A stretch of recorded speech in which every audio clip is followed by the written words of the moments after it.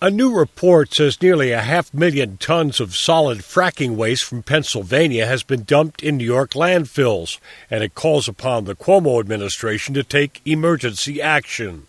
Liz Moran with Environmental Advocates of New York authored the report License to Dump, which relies on Pennsylvania Department of Environmental Protection records to document what she calls a major toxic and radioactive threat to New Yorkers. Pennsylvania reporting shows that 460,000 tons of solid fracking waste and 23,000 liquid barrels of fracking waste have gone to New York State landfills.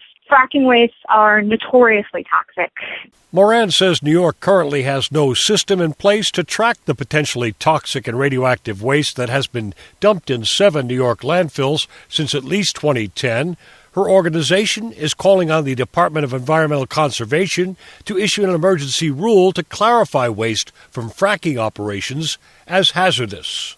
Moran says it is good that New York is in the process of banning fracking operations in the state, and she hopes when the new regulations are issued, state environmental officials will also protect New Yorkers from the hazards of fracking waste. Radium-226 can last for 1,600 years in the environment.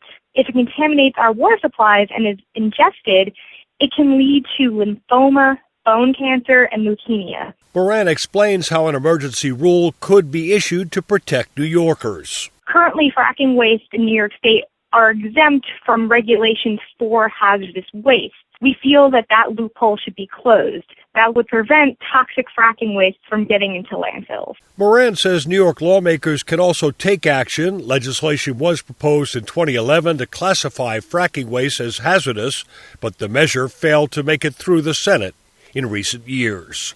Mike Clifford, New York News Connection.